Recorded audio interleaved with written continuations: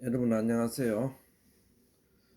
전번 시간에 이어서 계속 예수 그리스도 영원한 대제사장이라는 주제를 가지고 강론 드리도록 하겠습니다.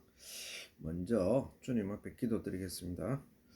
하늘에 계신 우리 아버지여, 이름이 거룩히 여김을 받으시오며 나라의 마옵시며 뜻이 하늘에서 이룬 것 같이 땅에서도 이루어지이다. 오늘날 우리에게 일용할 양식을 주옵시고 우리가 우리에게 죄 지은 자를 사하여 준 것 같이 우리 죄를 사하여 주옵시고 우리를 시험에 들게 하지 마옵시고 다만 악에서 구하옵소서.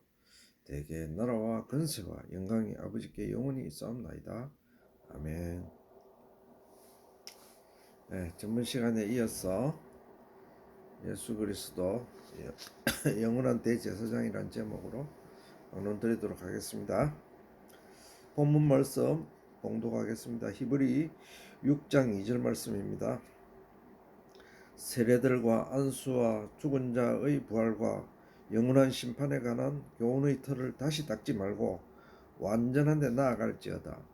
이 말씀은 참 어려운 말씀이죠. 우리 6장 1절 그리스도 도의 초보, 죽은 행실 회개함, 하나님께 대한 신앙, 이런 것을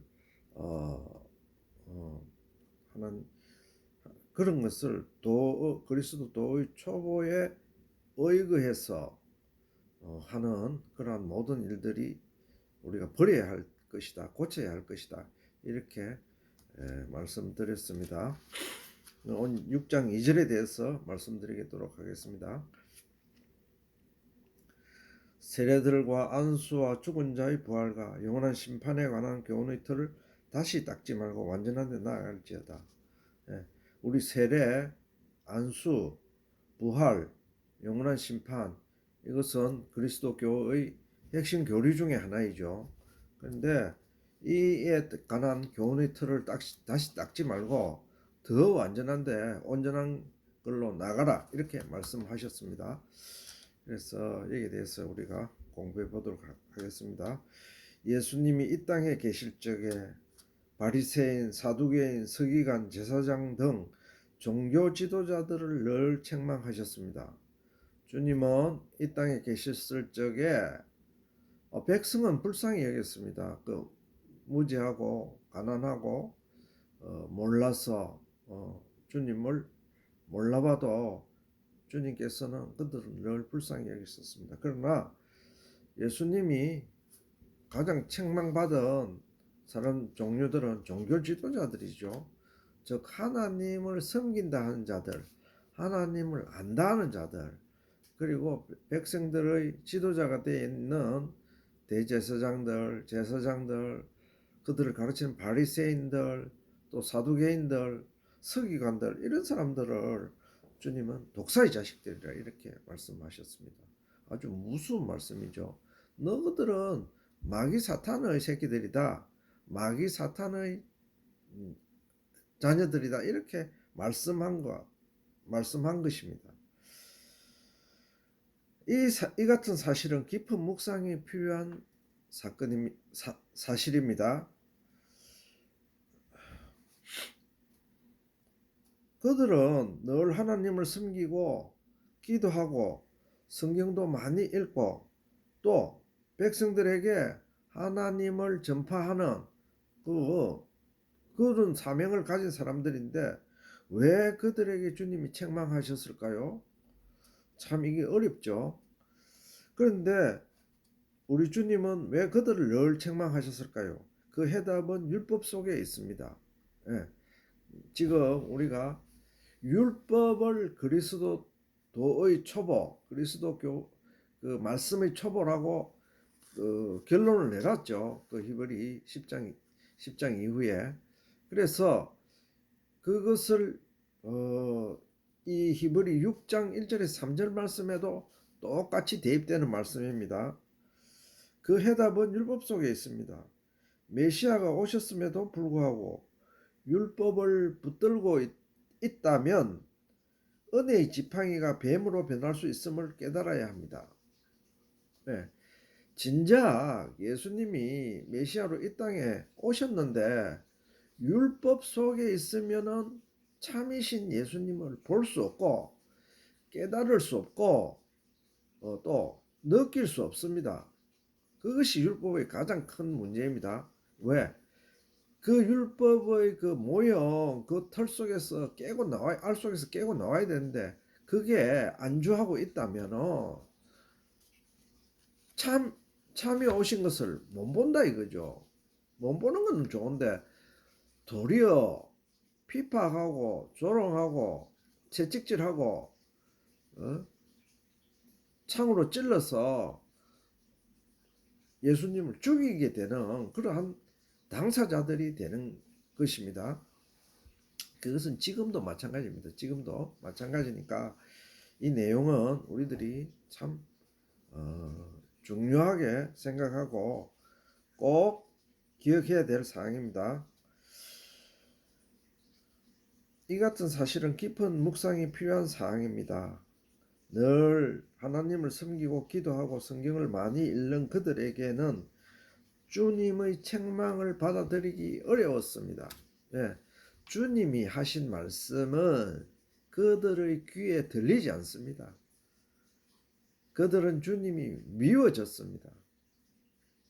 그들은 주님이 도리어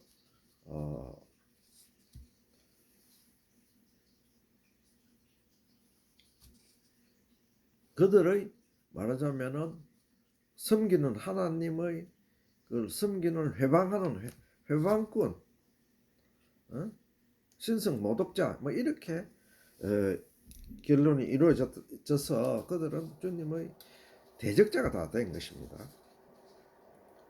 주님 대적자가 누굽니까? 마귀입니다. 바로. 그런데 주님은 왜 그들을 늘 책망하셨을까요? 그 해답은 율법 속에 있습니다. 그것은 당시 개종한 유대인 그리스도인들에게만 적용되는 말씀이 아닙니다. 현재를 살고 있는 우리들에게도 똑같이 적용되는 말씀입니다.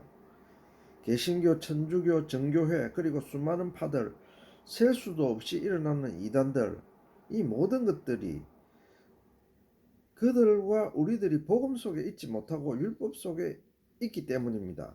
예. 그 왜 파가 나는 천주교다, 나는 가톨릭이다, 나는 개신교다, 나는 로마 정교회다, 뭐 동방 정교회다, 뭐 이렇게 갈립니까? 또 개신교 속에서도 지금 우리가 소속되어 있는 개신교 속에서도 얼마나 파가 많습니까? 나는 뭐 침례는 완전한 이 물속에 들어갔다 올라와야 침례다. 아니다. 머리에 그냥 이마에 물 뿌리는 그거는 진정한 침례다. 세례가 아니다. 이렇게 해서 갈리는 거 아닙니까? 예를 들어서. 그래서 종파가 갈리는 이유가 그 근원을 따지고 보면 율법에 근거하는 것입니다. 즉 행위, 믿음에 근거하는 것이 아니고 행위에 근거해서 우리가 지금 현재도 다 율법 속에 있다는 것을 스스로 증명합니다. 나는 장로파다, 나는 무슨 파다, 무슨 파다, 나는 신천지다, 나는 정명석파다. 예를 들어서 그런 겁니다. 나는 문선명파다, 통일교파다, 이렇게. 그 사람들이 파가 갈리는 것은 뭡니까? 복음 속에 있지 못하고 율법 속에 있기 때문에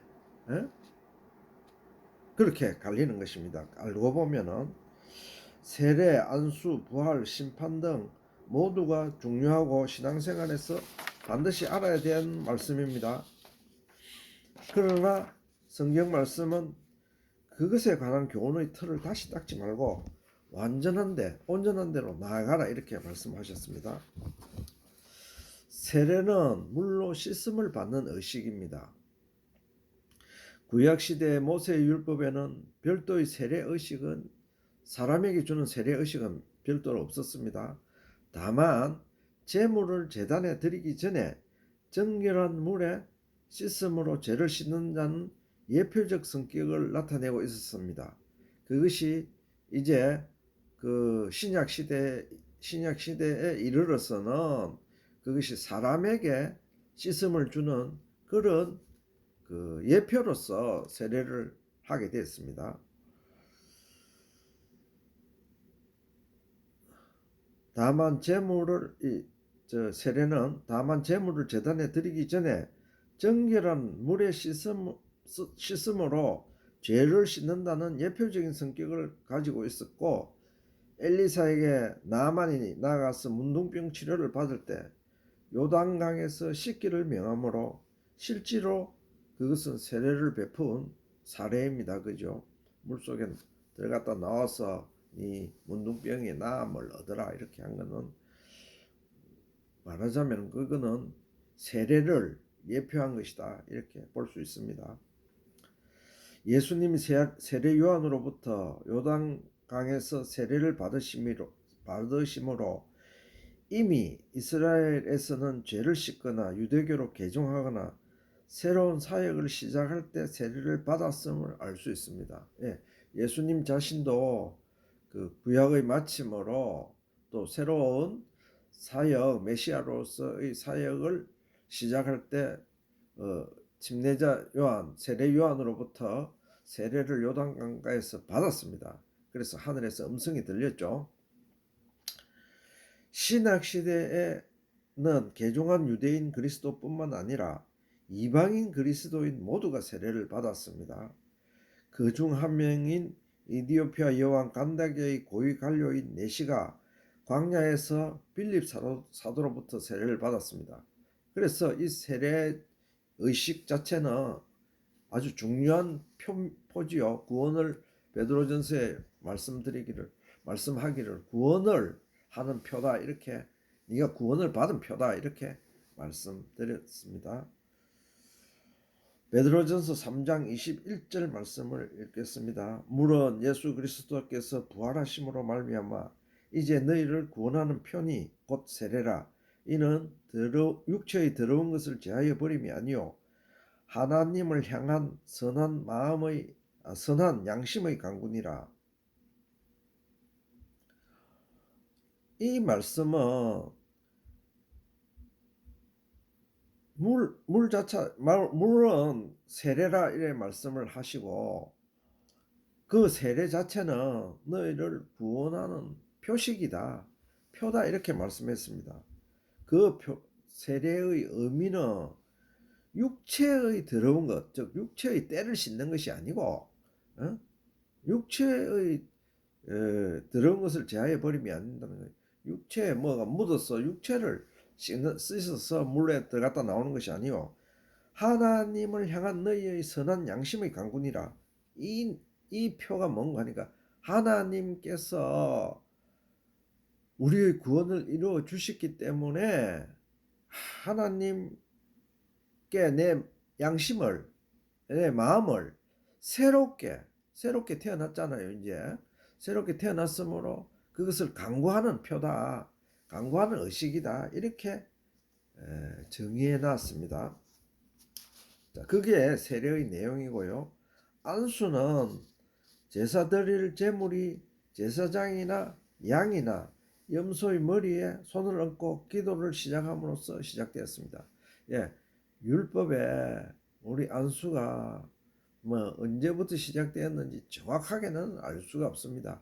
그러나 율법 시대에 제사장들이 죄를 구할 적, 용서를 구할, 사함을 구할 적에 그 제물을 가져오잖아요. 그 제물에 염소면 염소, 어린 양이면 어린 양, 또 소면 소, 송아지면 송아지 이런데 안수를 먼저 했습니다. 즉 우리의 죄를 희생양이나 염소에게 전가함으로 죄 속함을 받는 의식입니다. 즉 우리 죄를 짐승에게 능가분다 이거죠. 능가 갖고 네가 대신 희생양이 되어서 우리의 죄를 구원해도, 이런 예표적인 성격을 갖고 있습니다. 안수라는 것은 우리가 어린 양 유월절 그거 다 공부했죠. 그러나 현재는 안수는 구약 시대와는 뜻이 다르게 하나님의 거룩함을 덧입거나 능력을 받는다는 뜻으로 천주교의 성사 때나 개신교의 부흥회 때 병고침이나 능력을 받을 때 또는 임직 때나 신부나 목사들이 행하고 있습니다. 이 안수 이거는 구약에는 그죠 우리 죄 씻음을 받는 그 재증가함을 받는 제물에 대한 그러한 목적으로 안수를 행했는데 이제 현재 그 그리스도 교회에서는 그것이 조금 변질이 돼서 사람에게 안수를 하고 있습니다.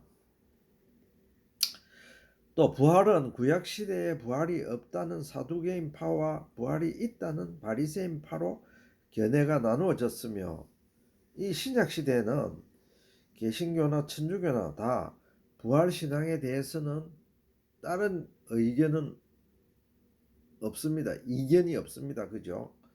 그래서 옛날 구약 시대에는 부활이 있다 없다 갖고 토론과 쟁론을 했지만은 지금 신약 시대에서는 뭐 어떤 종파에 가려든지 부활이 없다 이렇게 하는 거는 기독교가 아니기 때문에 그에 대해서는 이론이 없습니다. 다 부활이 있다고 이렇게 생각하고 있습니다.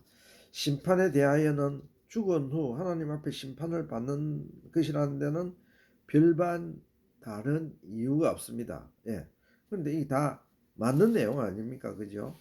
세례, 안수, 부활, 영원한 심판 이에 대해서 다 맞는 말인데 이게 대해서 교훈, 즉 가르치거나 배움을 받는다거나 이에 대해서 더 이상 이거 갖고 왈고 하지 마라 이 말이죠. 교훈에 관한 틀을 다시 닦지 마라. 그러면 히브리서 6장이 말씀한 진정한 내용은 예수 그리스도 참 메시아가 왔을 때는 모든 것보다 예수님이 우선시 된다는 말씀입니다. 복음이 우선시 된다는 말씀입니다. 즉 말하자면 어떠한 뭐 내용, 가르침 이런 것보다도 예수님의 온전하신 말씀, 예수님의 온전한 희생 제물 이게 우선시 된다는 이야기입니다.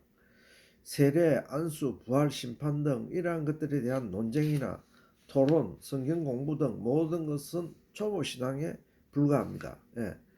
뭐 예를 들어서 부활이 있는데 뭐 부활에 대해서 뭐 여러 가지 논점이 있잖아요. 그거 갖고 싸우지 마라 이거죠. 성경에 있는 그대로 우리가 가르침을 받고 성경 말씀 그대로 받아들이면 되는 것입니다. 이것들은 모두가 넓은 의미에서의 율법입니다. 이것을 왜 율법으로 규정하나 하면은 주님 말씀에 히브리서 10장 이후의 말씀이 율법에 대한 말씀입니다. 그래서 율법의 큰 바운더리가 이 안에 다 들어가 있는 것입니다. 율법은 구약 성서 모세오경에 기록된 내용만이 율법이 아니고 그것이 의미하는 내용들, 그 행위가 가르쳐 주는 내용들, 그 행위의 그 본질 이런 거 갖고 뭐 어쩌고저쩌고 영적으로 해석이 돼야지 어쩌고저쩌고 하면은 다 그건 율법에 의한 거다 이거죠. 참이신 예수 그리스도가 오시면 참빛인 복음의 빛이 비추면 어떤 말씀, 어떤 사상도 주님 앞에 무릎 꿇고 주님의 은혜 속으로 들어와야 하는 것입니다.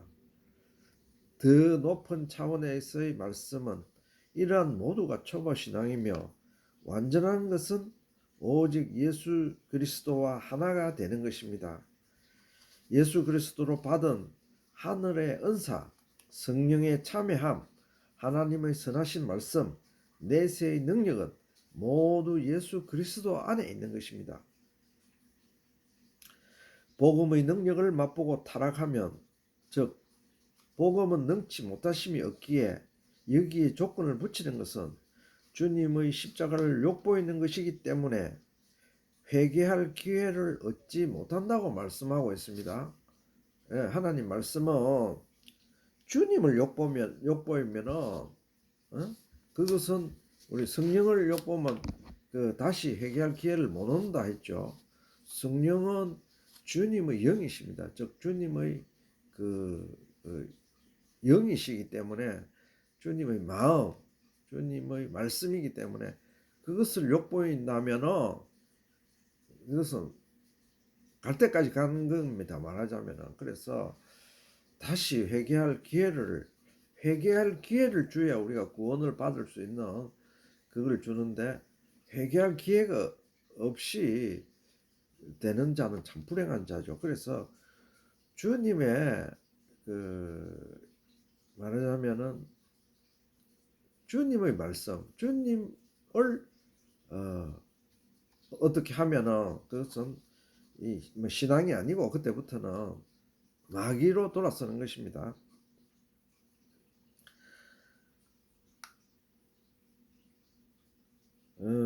복음의 능력을 맛보고 타락하면, 여기서의 타락은 육신적인 타락보다도 영적인 타락을 이야기합니다. 즉 복음의 완전성에 대한 타락은 회개할 기회가 주어지지 않는데, 그것은 자신의 주장이 옳다는 신념 때문입니다. 예. 말하자면 어떤 이단들 중에서는 주님이 뭐 실패한 메시아다, 십자가에 달렸으니까 실패하지 않았느냐, 그렇게 주장하는 사람들도 있는 것입니다. 이러한 초보 신앙을 벗어나야 멜기세덱에 대한 올바른 깨달음과 주님의 영원한 대제사장직에 대한 영적 내용을 깨달을 수 있습니다. 우리 주님이 영적으로 영원한 대제사장직을 갖고 계시는데 그게 의미하는 것이 무엇일까라는 지금 주제를 가지고 그죠 공부하고 있습니다. 그래서 큰 주제의 근간이 되는 것은 율법으로 인한 행위, 율법으로 인한 교훈, 이런 거는 다 버려야 된다 이거죠. 그건 다 초보 신앙에 불과하다, 그렇게 말씀하고 있습니다. 초보 신앙을 붙들고 있으면은 장성한 자가 되지 못하죠. 맨날 어린아이처럼 젖만 먹고 있으면은 그 단단한 음식을 받아들이지를 못하는 것입니다. 그러면은 그것을 못 받아들이면 어떻게 됩니까? 말하자면은 성령을 회방하는 것이 되는 것입니다. 성령을 회방하는 것은 자신도 모르게 성령 회방죄라 하지 않아요. 먼저 예수님의 영원한 대제사장직을 해석하려면 반드시 멜기세덱을 해석해야 됩니다. 여기서 그리스도의 대제사장 직분에 대하여 상고하여 보면, 하나님의 말씀은 레위 지파의 제사장이 드리는 율법에 의하여 드리는 제사를 변혁해 하시기 위하여 레위 지파가 아닌 유다 지파로 통하여 그리스도께서 새로운 대제사장이 되셨다 하셨습니다.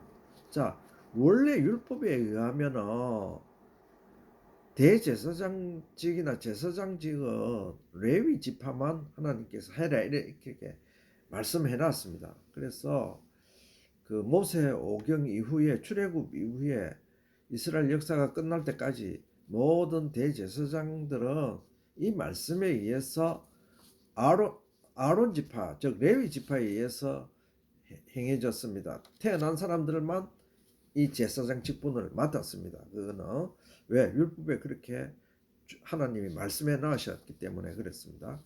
그랬는데 복음은 예수님이 가져오신 거잖아요. 예수님이 참 메시아잖아요. 그것은 제사를 바꾸기 위해서 그렇게 했다고 기록 성경은 말씀하고 있습니다.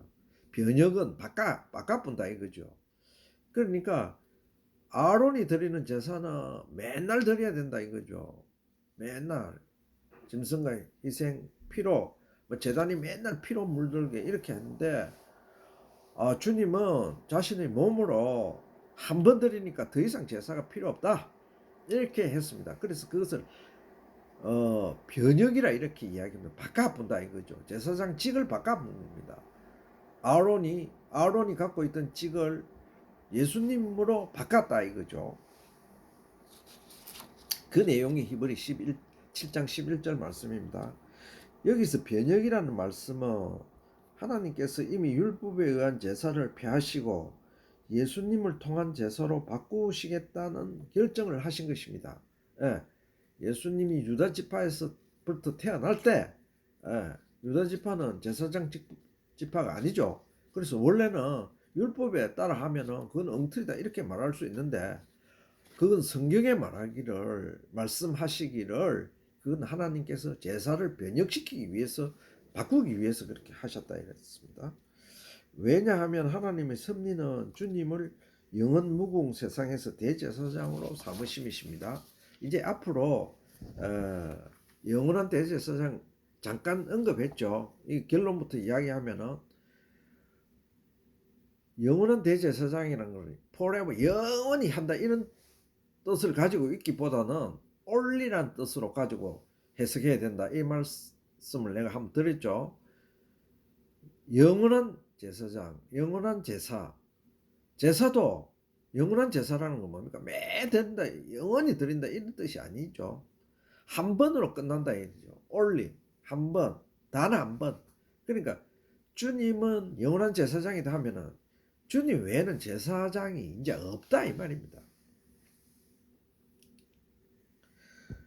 따라서 우리들의 죄는 우리 자신이 하나님께 죄 사함을 구한다고 하나님이 우리를 받아주시지 않습니다. 우리는 반드시 예수 그리스도를 통해서 해야 됩니다.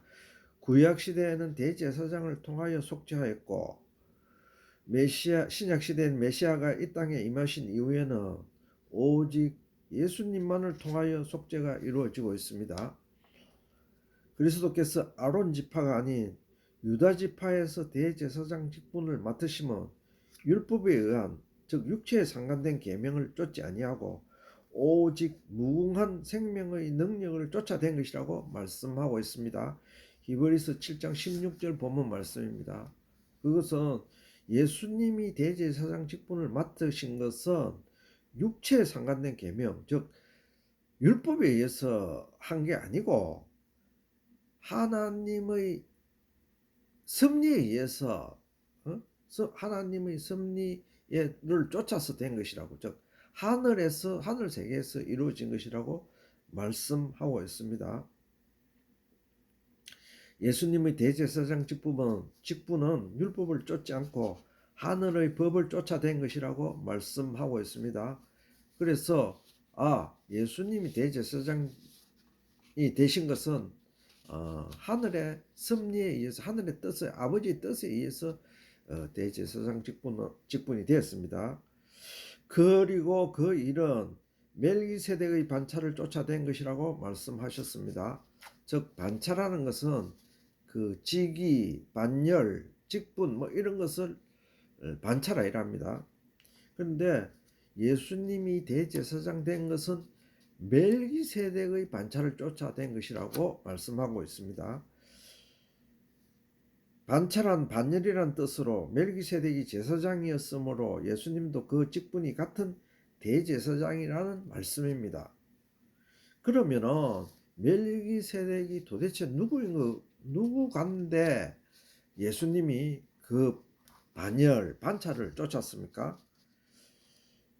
지금부터는 이 멜기세덱에 대해서 우리가 공부해 보도록 하겠습니다. 히브리 7장 1절에서 3절 본문 말씀을 제가 봉독하도록 하겠습니다. 이 멜기세덱은 살렘 왕이요 지극히 높으신 하나님의 제사장이라 여러 임금을 쳐서 죽이고 돌아오는 아브라함을 만나 복을 빈자라. 아브라함이 일체 10분의 1을 나누어 주니라. 그 이름을 번역한즉 첫째는 의의 왕이요 또 살렘 왕이니 곧 평강의 왕이요 아비도 없고 어미도 없고 족보도 없고 시작한 날도 없고 생명의 끝도 없어 하나님의 아들과 방불하여 항상 제사장으로 있느니라. 네. 여기에 그 멜기세덱의 그 정체에 대해서 하나님이 말씀해 놓으신 말씀입니다. 자, 이 멜기세덱은 살렘의 왕이라 했습니다. 즉 예루살렘 왕이라 했습니다. 또 지극히 높으신 하나님의 제사장이라 했습니다. 그러니까 구약 시대에 아브라함 시대에 멜기세덱이 예루살렘, 그 당시에 예루살렘 왕이었습니다. 그죠? 그리고 그 당시에 여호와 하나님께 제사를 드리는 제사장 직분을 행하고 있었다. 이렇게 성경은 기록하고 있습니다. 그리고 그 아브라함이 롯이 그 소돔 그 롯이 다섯 왕에 의해서 피랍이 됐죠. 그래서 저 다메섹까지 쫓아가서 롯의 가족을 구해왔습니다. 롯 가족뿐만 아니고 모든 사람들을 다 구해왔습니다. 그때에 여러 임금을 쳐서 죽이고 돌아오는 아브라함을 만나 복을 빈 자라. 이 복을 아브라함은 누굽니까? 하나님께 믿음의 조상으로 선택된 자입니다. 그리고 아브라함에게 하나님이 너에게 복을 준다. 너로 인하여 영원한 복을 받을 것이다. 이렇게 언약 백성입니다. 언약의 믿음의 조상이자 언약의 사람이었습니다. 즉 아브라함을 통해서 주님이 오신다는 그런 큰 약속을 받은 사람입니다. 그 아브라함을 만나갖고, 아브라함은 당시 그때 족장이었죠. 예루살렘 왕인 멜기세덱이 와서 그 복을 빌어줬습니다. 아브라함아. 그런데 그 성경에 기록하기를 복을 빈 자가 높으냐, 복을 빌음을 받은 자가 높으냐. 말하자면 아브라함의 지위가 그렇게 높았는데도 멜기세덱이 복을 빌어줬잖아요. 그러니까 복을 빈 자가 더 높다 이거죠. 그렇게 성경 기록하고 있습니다. 아브라함이 또 일체 10분의 1을 나눠주냐. 10분의 1을 멜기세덱에게 그 탈취한 그 내용 중에 10분의 1을 멜기세덱에게 바쳤습니다. 즉 제사를 드렸습니다. 이거는 영적으로 이제 제사를 드렸죠. 멜기세덱에게. 우리가 하나님께 11조 바치듯이 그렇게 바친단 말입니다. 제물을 드렸다 이거죠. 그러니까 멜기세덱의 직책이 말하자면 상당히 높은 거죠. 어마어마하게 높은 거죠. 그런데 그 이름 이제 나누어지니라 그 이름을 번역한 적, 첫째는 의의 왕이요. 이 멜기세덱의 영적인 뜻, 그 다음에 그 내용적인 뜻은 번역하니까 이렇게 됩니다. 의의 왕이다. 의로움의 왕이다. 또 살렘 왕이니 곧 평강이, 예루살렘이 평화의 성이라 했죠. 예루살렘 자체가 주님께서 마지막 창조, 세 번째 창조하실 때 주실 평화의 나라, 평화의 나라, 그런 뜻을 지니고 있습니다. 그러니까 예루살렘이 첫째는 의의 왕이요, 또 살렘 왕이니 곧 평강의 왕이요. 그런데 이 사람의 족보를 보니까 아비도 없고 어미도 없고 족보도 없고 시작한 날도 없고 생명 끝도 없어. 이 사람이 도대체 그럼 누굽니까? 사람이 아니다 이거죠. 영적으로 해석하면 사람 다 아비도 있고 어미도 있잖아요. 그리고 생명도 기한이 있잖아요. 생명의 끝도 없어 하나님의 아들과 방불하여 항상 제사장으로 있느니라. 즉 하나님의 아들 예수님과 방불했다. 천사들과 방불했다. 영물들과 방불했다. 예루살렘 성에 있었지만은, 그러니까 이 사람의 영적인 의미를 이제 해석해야 되겠죠.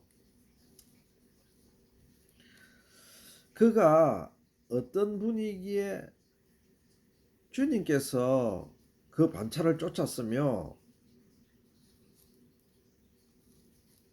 그 내용은 뭐 어떤 뜻입니까? 즉 멜기세덱은 우리가 내용을 보니까 하늘의 하나님의 제사장으로 예수님이 이 땅에서 우리들을 구속하기 위하여 대제사장 직분을 가지시기 이전에 먼저 제사장직을 수행하신 분이었습니다. 예수님이 이 땅에 오시기 전에 아론과 모세가 제사장 직분을 행하기 이전에 이건 예표인데 그때 예루살렘에서 제사장직을 하나님께 행했다 했죠. 그런데 그 내용을 알아보니까 이 사람은 현세 사람이 아니었습니다.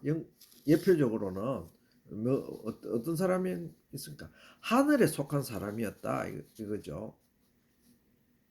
그래서 이 하늘에 속한다는 것이 굉장히 중요합니다. 왜? 아비도 없고 어미도 없고 족보도 없고 시작한 날도 없고 생명의 끝, 이게 이 세상 사람입니까? 아니죠. 예. 그래서 성경은 이 말씀을 기록해 놓은 겁니다.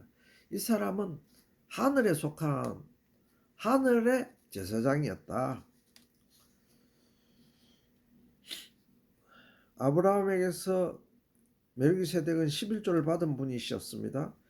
그의 이름은 의의 왕, 평강의 왕이셨습니다. 그 이름은 장차 그리스도께서 영원한 우리들의 왕으로 장차 그리스도 왕국에서 칭함을 받게 될 그리스도의 칭호입니다. 히브리 7장 2절에. 자, 의의 왕, 평강의 왕은 예수님이 나중에 우리가 새하늘과 새 땅을 이루어지면은, 지금도 그렇지만은 받으실 칭호입니다. 지금 받으신 칭호입니다. 예수님이 받으신 칭호입니다.